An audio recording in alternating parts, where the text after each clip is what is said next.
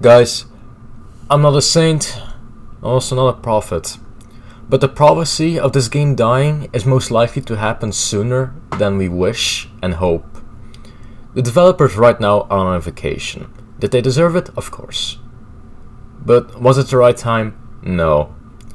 I felt like 2 or 3 bug patches after the junkyard map, along with Nancy and Danny dropping.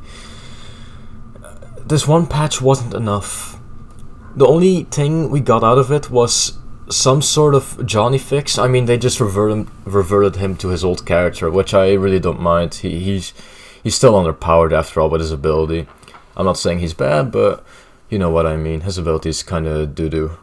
But the developers took off way too early. One patch isn't enough. We have been stuck suffering against level 3 Danny players. And I'm speaking from the family main side, because I play family a lot, because victim queues are ass.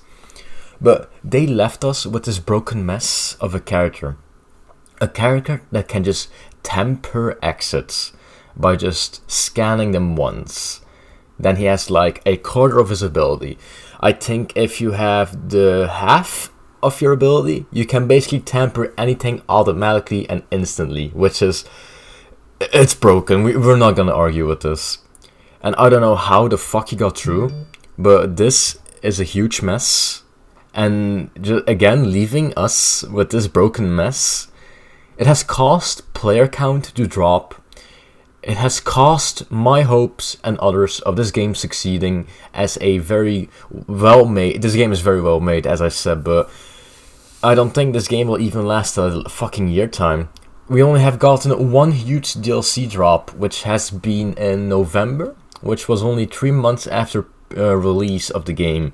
And I've been playing since release of the game. I've been enjoying it, but after the Danny drop, my playtime has slowed down, and my hope for this game has slowly gone away. Now, since I'm actually debating about the state of the game, we're gonna go to another topic, which kind of relates with Danny and Nancy. The DLC prices. What the fuck? So, if you play Friday the 13th like a maniac like me, made by the same developers, Gun, the DLC that we got was great, and the price was very fitting. It was perfect. Even a little bit too cheap, in my opinion, for what we got, but we cannot complain. Comparing it to this game, it's awful. $10 for a character, $7 for a kill pack, $5 for basically one outfit coming in with more recolors. And I don't know if you have paid attention, but if you're playing family,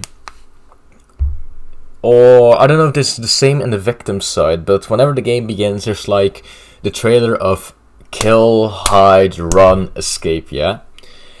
If there's a Danny in the scene, you can actually see he's wearing different clothes that aren't available yet.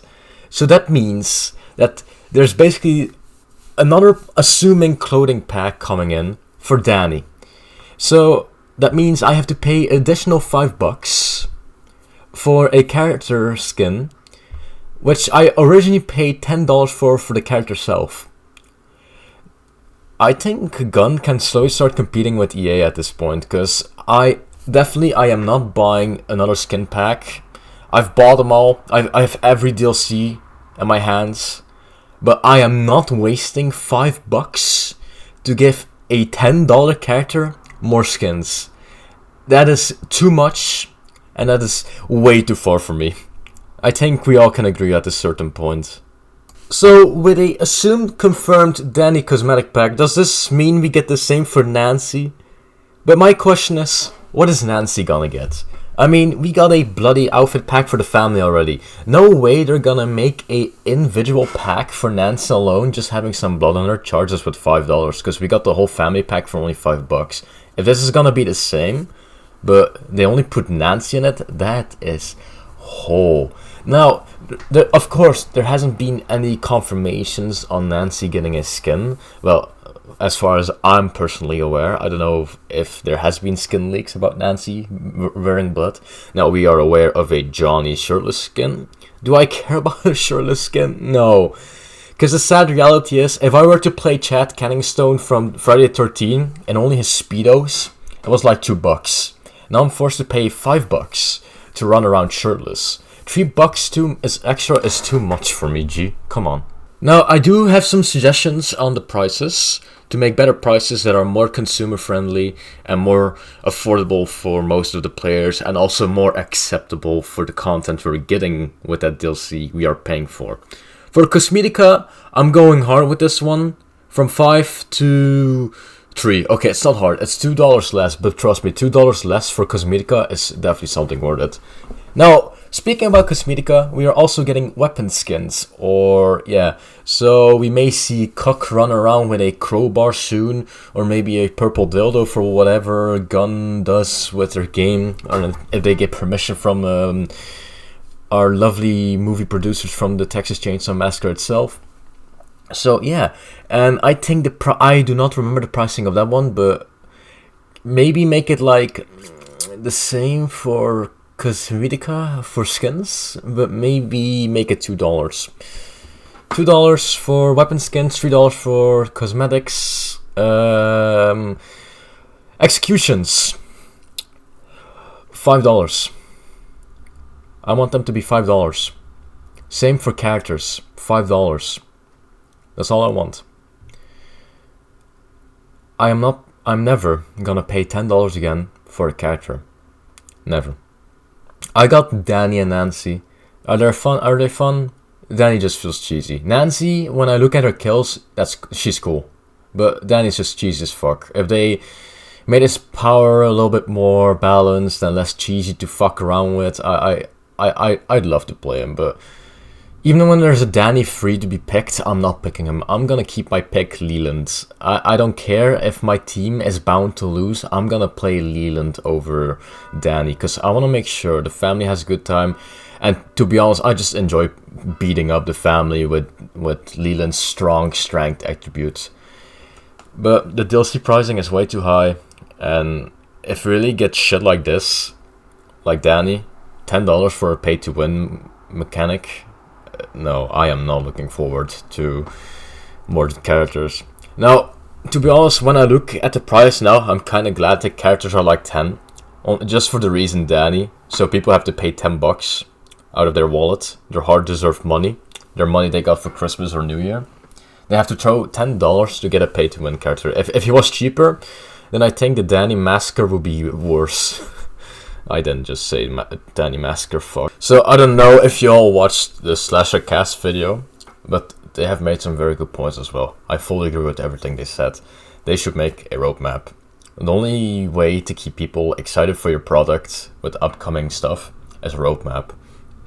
And as I said, I fully agree with Slasher Cast. They should release maps and characters individually. So like, once a map, then a new victim, and then a new killer. Just like they did with Friday the 13th. Now, comparing with Friday the 13th, that was a great roadmap. It looked very exciting, but unfortunately due to the lawsuit, the dreams went away, hope was ruined, and yeah. But a roadmap is definitely a great way to keep your people excited and like waiting. Because they know something is coming, and they know they can expect something. So they need to make a roadmap. Now, I don't think they're gonna do that, unfortunately. I wish they do, but yeah, that's just a great way to keep your audience excited and pumped for stuff you're making. So not gonna lie, the only reason I just made this video was to basically rant about the game, because as I said, I love this game. I've been playing since release. I have 450 plus hours on this game. I have all the achievements on this game, but yeah. And also the only reason I'm making this video is because I'm testing out Adobe Premiere's voiceover thing. So yeah, that's kind of why I'm sitting here right now ranting.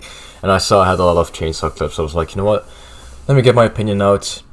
Let them hear us. They need to hear us. Because this, as I said, is not looking good.